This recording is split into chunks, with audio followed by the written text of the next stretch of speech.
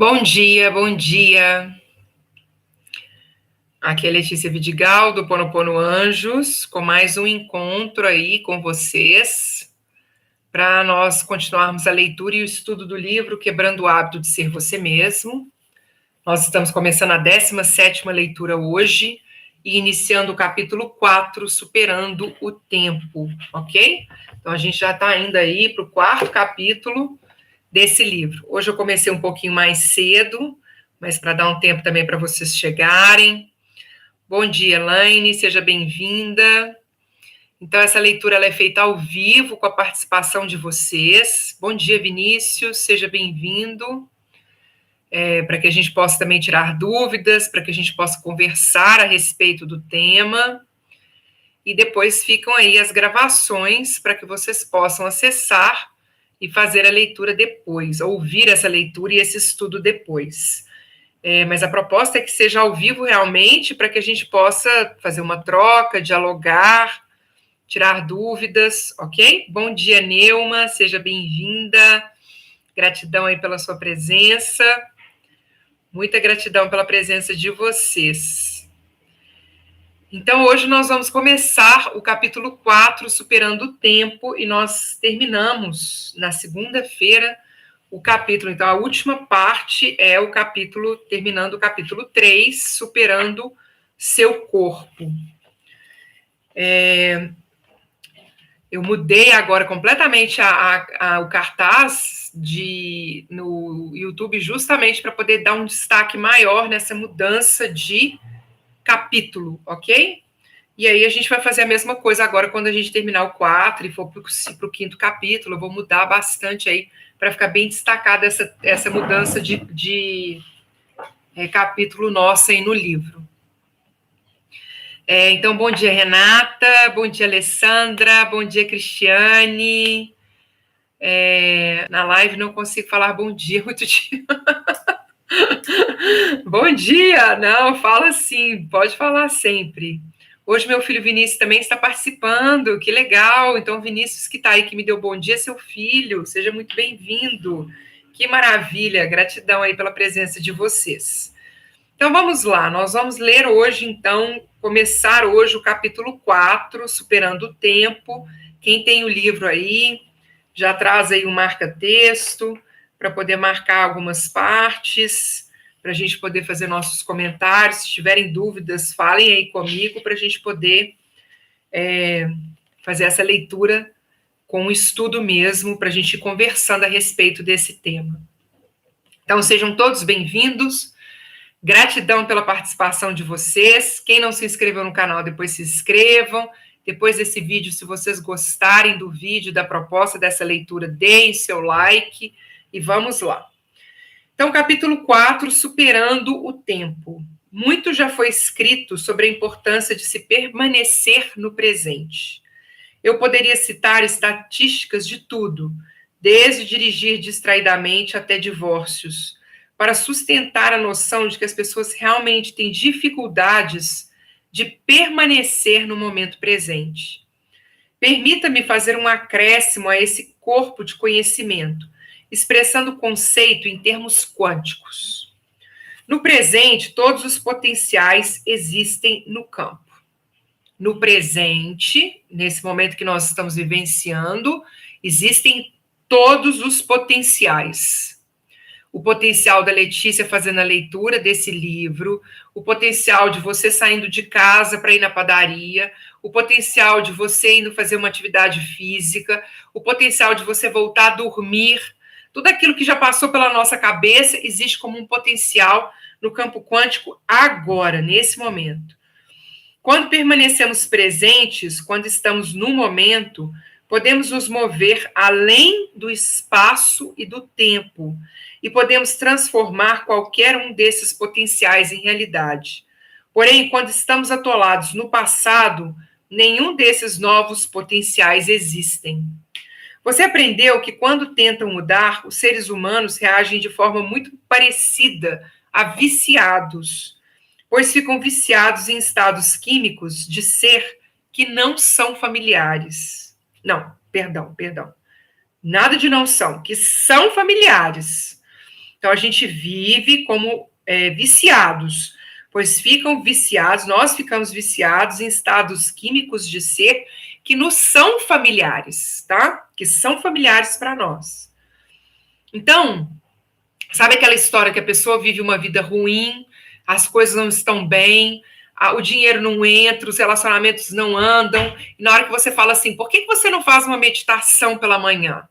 Parece que você falou com a pessoa assim, por que você não corta um dedo todo dia de manhã e frita ele? Sabe assim, um trem horroroso? Porque a pessoa tem uma resistência tão grande que ela acha que assim, você está falando com ela uma coisa absurda, não consigo, é difícil demais, é impossível, porque isso é completamente fora daquilo que é familiar para a pessoa. Isso não me é familiar, parar por 5 minutos, por 10 minutos, por 15 minutos, por meia hora do meu dia que eu tenho 1 milhão de coisas para fazer para poder parar e meditar, impossível. É uma coisa assim, repugnante. Bom dia. Bom dia, Clair. Bom dia, Roselaine. Bom dia, Gi. Então é isso. Mas é isso, gente. Nós estamos falando da gente aqui também, né? Porque a gente também... atividade física, nossa, que isso, eu não sou de esporte, eu não faço atividade física, eu não leitura, estudo, fica parecendo que falou com a pessoa uma coisa absurda. Então, vamos lá. Igual eu falei anteriormente, mas eu não vou nem repetir, porque foi horrível. Meu exemplo, péssimo. Vamos lá. Você sabe que quando tem um vício, é praticamente como se seu corpo tivesse uma mente própria. À medida que eventos passados desencadeiam a mesma resposta química que a do incidente original, seu corpo pensa que está vivenciando novamente o mesmo evento. Uma vez condicionado a ser, a mente subconsciente ao longo desse processo,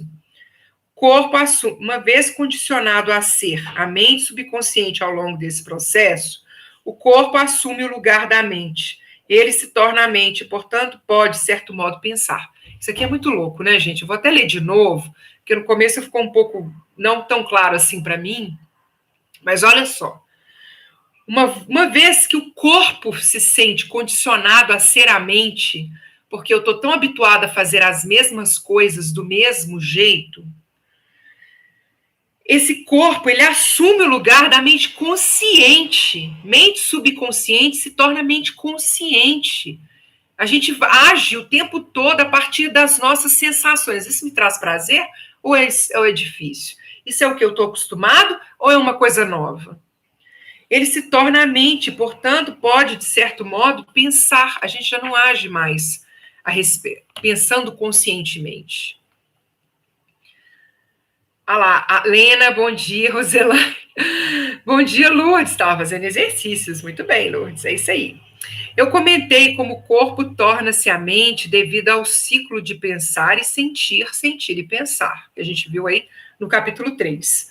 Mas existe outra maneira para isso ocorrer, baseada nas memórias passadas. Funciona assim. Você tem uma experiência que tem uma carga emocional, tá? Daí você tem um pensamento sobre esse evento passado específico. Vou imaginar uma traição. Me traiu porque eu não sou merecedora de alguém que me trate bem, porque meu pai fez isso comigo, porque minha mãe... A gente vem com toda a historinha, né? O pensamento torna-se uma memória, que então reproduz reflexamente a emoção da experiência. É um reflexo. Eu penso, eu sinto de novo a traição. Se você fica pensando nessa memória repetidamente, ela e a emoção fundem-se em uma, e você memoriza a emoção. Dessa maneira, viver no passado torna-se um processo mais subconsciente do que consciente. Então, como que a gente memoriza as emoções? A gente tem um pensamento referente a uma memória que gera uma emoção. O pensamento é a memória e gera uma emoção. A emoção fica memorizada. Então, o pensamento produz uma memória que cria uma emoção. Nossa, aquele cara me traiu. Ai, não, e aí você fica triste de novo, vem a emoção. Com o tempo, o pensamento torna-se a memória e segue-se uma emoção. Se esse processo é repetido um número suficiente de vezes, o pensamento é a memória que é a emoção. A gente memoriza a emoção. Aí eu fico vivenciando aquela emoção da dor, da traição o tempo todo. E o que acontece, que a gente já aprendeu no capítulo anterior? O meu corpo se habitua a essa emoção. Vamos lá. O subconsciente abrange a maioria dos processos físicos e mentais ocorridos abaixo de nossa percepção consciente.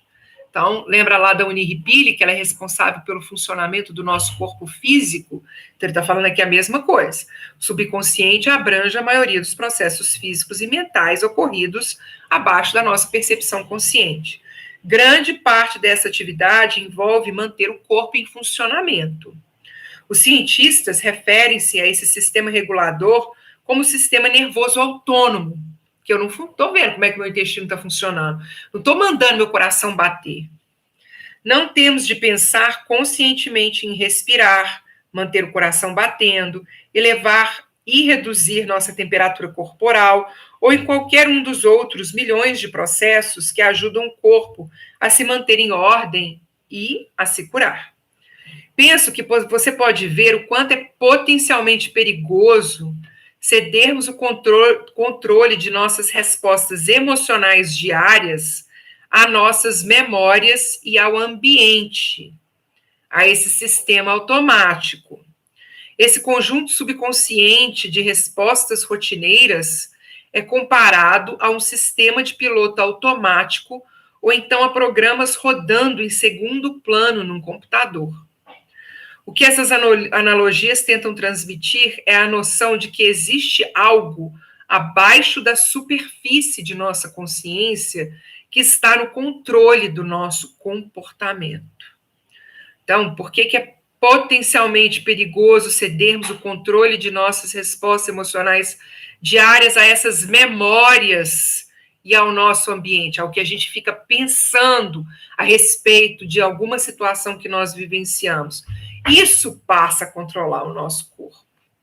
Isso passa a controlar o nosso comportamento. Eu já não estou mais agindo a partir daquilo que eu penso racionalmente.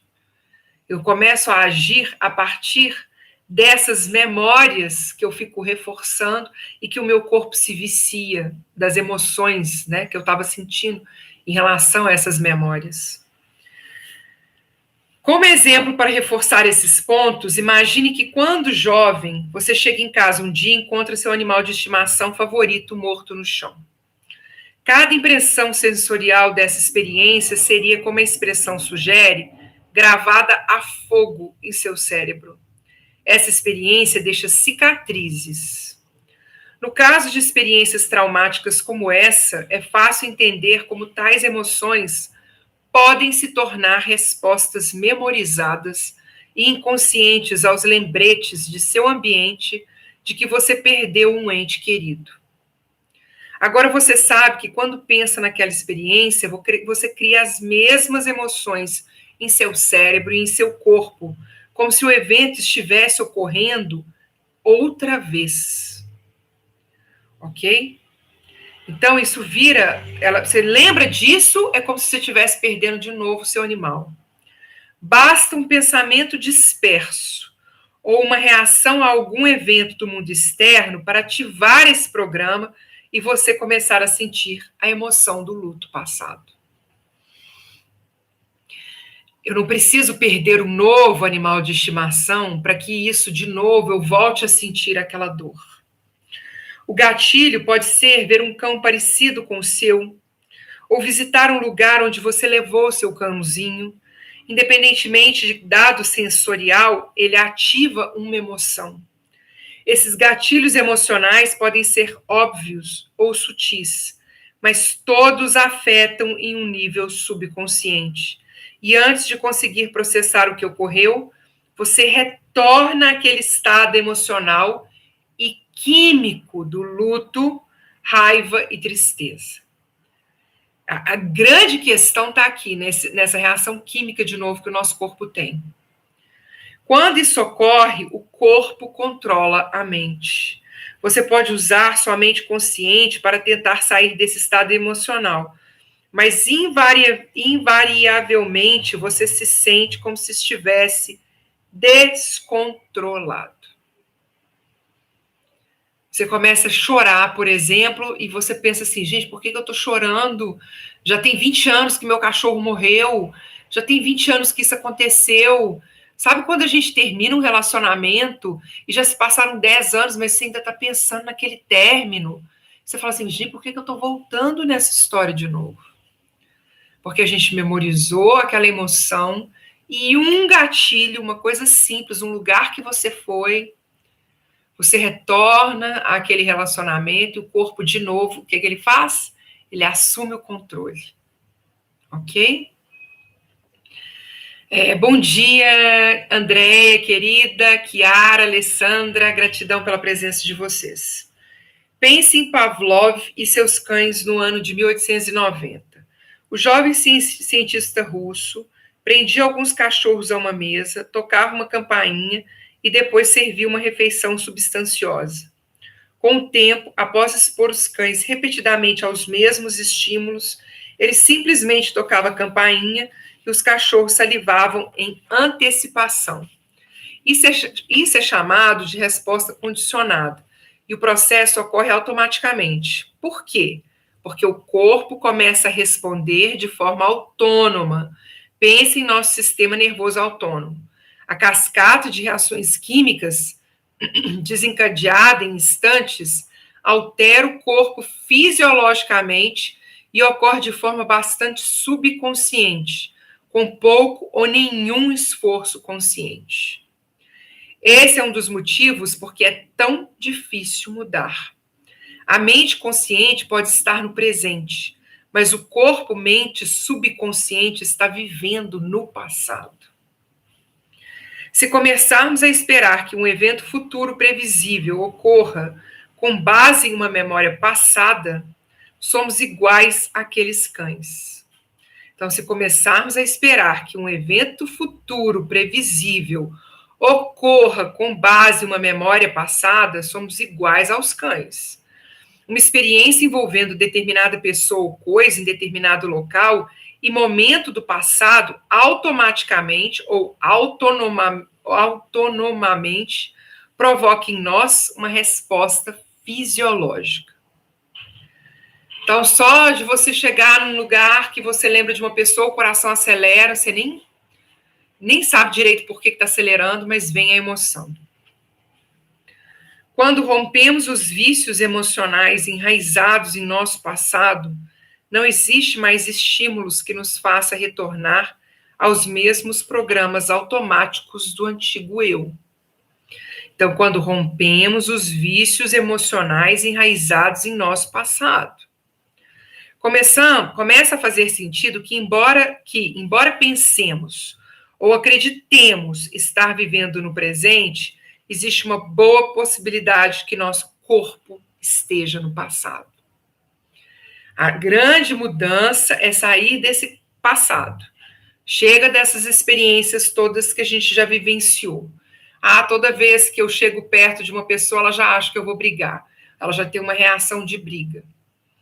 Por quê? Porque antigamente eu também chegava perto dessa pessoa e brigava com ela. E aí ela responde dessa forma. Então agora eu não preciso nem mais brigar. Na hora que eu chego perto dessa pessoa, ela já está brigando comigo. Né? Ou então vice-versa. Eu já estou brigando com a pessoa quando ela chega perto, que eu já sei que ela vem brigar. E assim a gente vai respondendo ao que aconteceu antes, sem pensar no que realmente está acontecendo agora. Agora. Por que a gente fala que algumas pessoas são tão reativas?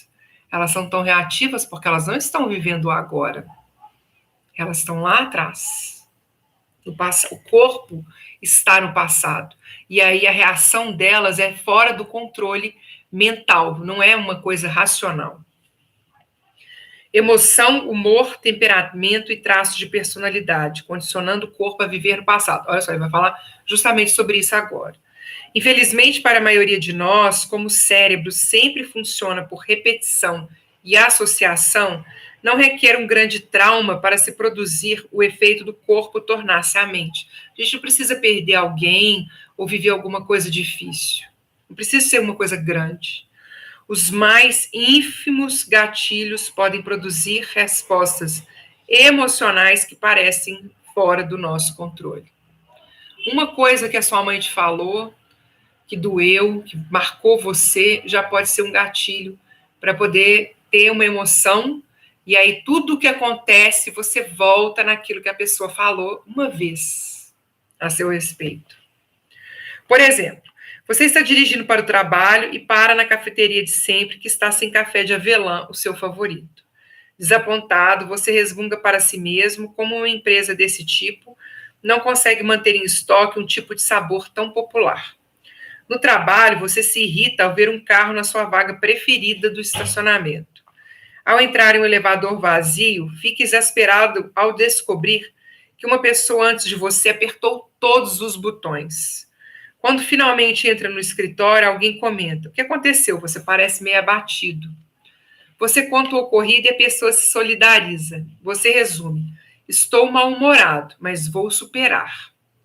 A verdade, escuta a verdade aqui, tá, gente? É que não vai. O humor é um estado de ser químico, geralmente breve, que é a expressão de uma reação emocional prolongada. É um estado químico que é a expressão de uma reação emocional que aconteceu durante muito tempo. Então, você está de bom humor porque você teve reações emocionais prolongadas de situações boas durante o seu dia. Você está de mau humor porque o seu corpo está tendo uma reação química a situações ruins que aconteceram repetidamente ao longo do seu dia. Algo em seu ambiente, neste caso, a incapacidade do barista em atender às suas necessidades, seguida de aborrecimentos menores, dispara uma resposta emocional. As substâncias químicas da emoção não se exaurem instantaneamente, de modo que os efeitos duram um certo tempo. Chamo isso de período refratário, o período após a liberação inicial e até a diminuição do efeito. É óbvio que quanto maior o período refratário, quanto maior você fica vivenciando situações que estão te aborrecendo, maior o tempo em que você experimenta esses sentimentos. Quando o período refratário químico de uma reação emocional perdura de horas a dias, trata-se de um humor. Então, o que ele está falando aqui é que o humor é um estado de ser químico que vem a partir de várias experiências, não apenas de um dia. O que ocorre quando um humor recentemente desencadeado perdura?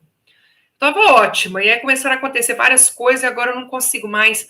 E aí a gente está falando de raiva, mas vamos pensar na tristeza, né? Tô ótima aqui, de repente começa a acontecer um tanto de coisa, e eu entro num buraco, que eu fico triste, deprimida, sem saber o que fazer, por que isso está acontecendo, e não consigo sair dele. O que está perdurando?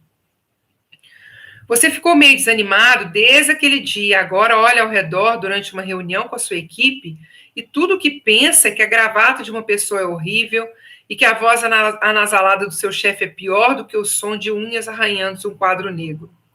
A essa altura, você não manifesta apenas um humor. Você está refletindo um temperamento, uma tendência para a expressão habitual de uma emoção por meio de certos comportamentos. Temperamento é uma reação emocional com um período refratário que dura de semanas a meses. Vamos lá, às vezes a vida toda da pessoa. Por fim, se você mantém o período refratário de uma emoção por meses e anos, essa tendência transforma-se em um traço de personalidade. Ah, aquela pessoa é tão fácil de lidar. Não, aquela pessoa é difícil demais. Não dou conta. Não, aquela pessoa tão bem-humorada, aquela pessoa tão mal-humorada. Vira um traço de personalidade quando você mantém esse período refratário, esse período em que as coisas estão repetindo, estão acontecendo, e você está agindo, reagindo a isso, por muito tempo, isso vira um traço de personalidade. Nesse ponto, as demais pessoas o descreverão como amargo, ressentido, zangado ou crítico. Nossos traços de personalidade, portanto, frequentemente têm base em nossas emoções passadas. Na maior parte do tempo, a personalidade, o modo como pensamos, agimos e sentimos, está ancorada no passado.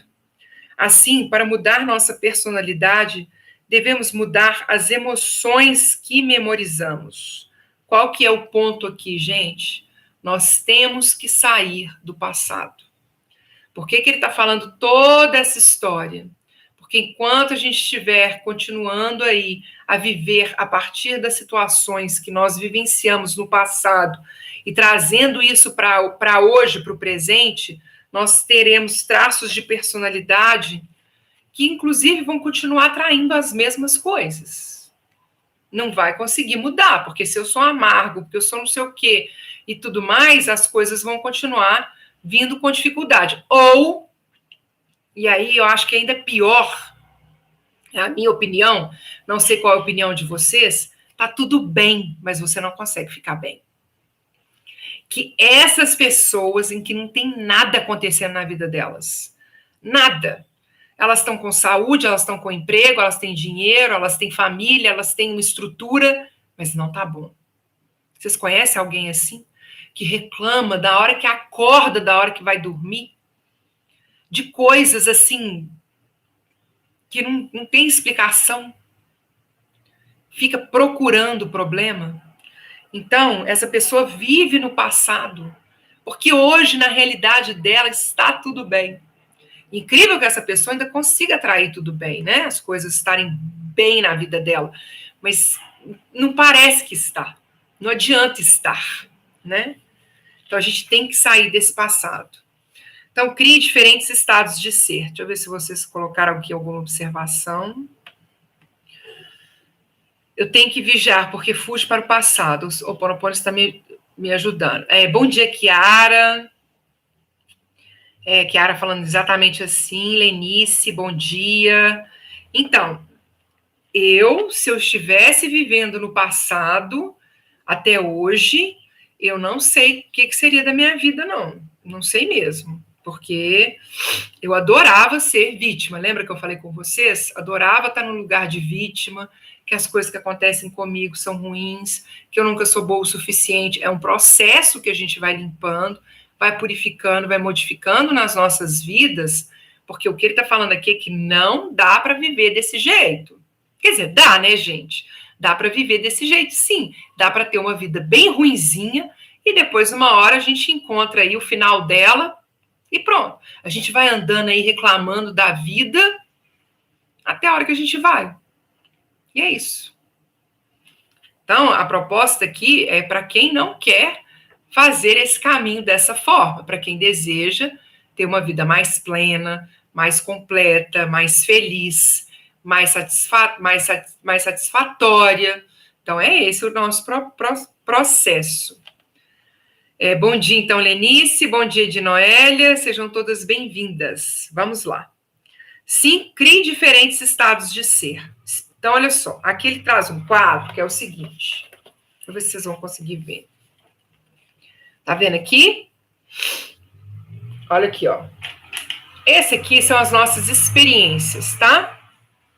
As nossas experiências, elas geram uma seta maior, menor, uma média e uma maior. Nessa menor está escrito horas, dias, humor. Esse é o nosso humor aqui. Parece que todos os desenhos ficaram nessa parte do livro. Então, aqui é o nosso humor. Aqui, essa parte, é a parte das semanas e meses do temperamento. Ó, humor, temperamento e, finalmente, essa seta maior, que são os anos, é o nosso traço de personalidade. Então, a gente começa com o humor, tá? Começa lá, eu sou bem-humorado, mal-humorado, o que for. Depois vem para o temperamento e, finalmente, para a nossa personalidade. A partir dos anos, vivendo aquelas mesmo humor, o mesmo temperamento, no final das contas, a gente tem a nossa personalidade. A progressão de diferentes períodos refratários. Uma experiência cria uma reação emocional, que pode se transformar em humor, depois em temperamento e, finalmente, em um traço de personalidade. Nós, como personalidades, memorizamos nossas reações emocionais e vivemos no passado. Então, nós não conseguimos mudar vivendo no futuro previsível. Vou ler, então, aqui. Deixa eu só ver se eu vou ler essa parte, viver no passado, que é o seu futuro. Eu vou fazer o seguinte, eu vou encerrar hoje, gente, esse capítulo 4 é bem curtinho, tá? Acredito que até o final da semana que vem a gente já encerra. Não, antes disso. Eu vou fechar a nossa leitura de hoje para poder entrar nessa parte do futuro, tá? Porque aí eu acredito que essas partes elas estejam conectadas. Então, nós vamos ler Não Conseguimos Mudar, Vivendo no Futuro Previsível. E aí a gente vai, a partir daí, ler depois Vivendo no Passado, que é seu futuro, Viva Seu Futuro, desejado no presente, e aí transcendendo os três grandes, ok? Falta agora para a gente poder fechar o nosso capítulo 4. Tem alguma dúvida? Ah lá, conheço pessoas assim que só reclamam. Minha mãe. Antigamente as pessoas não sabiam direito, né, gente? Essa coisa de só viver reclamando, parece que. E assim, a minha grande questão, e a questão que eu tenho me feito, assim, e que eu tenho trazido muito nos encontros que eu tenho feito com vocês, né, tanto pelo Instagram como aqui pelo YouTube, é o seguinte: de que serve essa mentalidade nossa? Para que ela serve? Para que a gente fica nessa mentalidade? A gente entendendo o funcionamento, a partir do que ele explica nesse livro, a gente entende que muitas coisas a gente não faz nem de propósito. É uma resposta química do nosso corpo. E a gente está na maior batalha da nossa vida, que é a batalha interna, de quebrar os hábitos que nós tínhamos para criar novos hábitos. Então, essa que é a batalha interna. Por que a gente vai entrar em batalhas fora de nós mesmos? Por que a gente vai ficar procurando aquilo que nos coloca para baixo, que dificulta a nossa vida, que nos faz mal? Por que a gente fica se associando a isso? É claro que a gente começa a entender que tem pessoas que estão tão viciadas nesse estado de ser que elas não conseguem sair disso. Elas não conseguem buscar coisas diferentes para a vida delas. E a proposta de estarmos juntos aqui, é justamente conseguirmos essa mudança. É a gente conseguir sair desse estado de ser, ok? Então, amanhã, a gente continua a leitura aí do capítulo 4, às 9h30 da manhã. Eu espero por vocês. E a gente vai logo terminar esse capítulo 4 e já vai passar para o capítulo 5, ok? Se não tem dúvidas, nós vamos encerrando. Giovana, gratidão. Roselaine, gratidão. Alessandra, Elaine. Às vezes a gente entra num tema que é mais denso, assim, que ele vai explicando, né? Mas eu espero que esteja ficando claro para vocês. E nós nos encontramos, então, amanhã às 9h30 para o estudo. Hoje ainda tem o chá com o Ho'oponopono às 17 horas. A gente vai aprender a fazer respiração Ra. A gente vai conversar e tirar dúvidas a respeito do Ho'oponopono. E hoje às 19h30 pelo Instagram, para o nosso encontro aí da Jornada do Sagrado Feminino. O que o Ho'oponopono tem a ver com esse sagrado feminino, né? Qualquer relação que a gente pode estabelecer, por que esse sagrado feminino é tão importante para as nossas vidas, nas vidas de nós mulheres. O nome do livro é Quebrando o Hábito de Ser Você Mesmo, ok? Então, esse livro aqui, do Dr. Joe Dispenza. E até amanhã, queridas. Mahalo de coração. E um ótimo dia, uma quarta-feira de muita luz e bênçãos. Tchau, tchau. Gratidão.